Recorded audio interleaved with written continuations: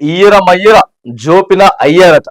Final కు Punjab chasing లో అదరగొట్టిన Punjab Kings IPL లో రెండోసారి ఫైనల్లోకి దూసుకెళ్లింది.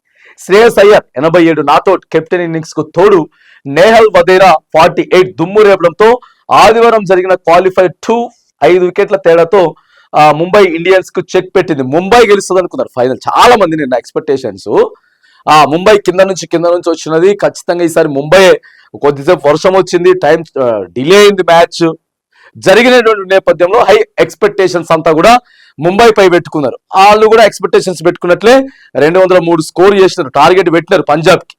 అయినా కూడా పంజాబ్ ఛేదించినటువంటి సందర్భం అయితే ఇక్కడ ఉన్నది. ఇక ఉత్కంఠభరితమైనటువంటి పోరు రేపు జరగబోతా ఉన్నది. ఉత్కంఠభరితమైన పోరు ఆర్సీబీ బెంగళూరు కి పంజాబ్ కి. మరి ఈసారి 2025 ఐపీఎల్ ఫైనల్ మ్యాచ్ ఎవరికి వాళ్ళే పూజలు చేసుకుంటా ఉన్నారు, దేవుళ్ళను మొక్కుకుంటా ఉన్నారు. ఎందుకంటే ఇటు కోహ్లీ గెలవాలని చెప్పి, లేదు ఇటు పంజాబ్ గెలవాలని చెప్పి. ఏది ఏమైనా కూడా ఒక బిగ్ మ్యాచ్ మాత్రానికి రేపు ఫైనల్ కి ఇటు పంజాబ్ కి, ఆ తర్వాత ఆర్సీబీకి రేపు మనం మ్యాచ్ చూడబోతా ఉన్నాం.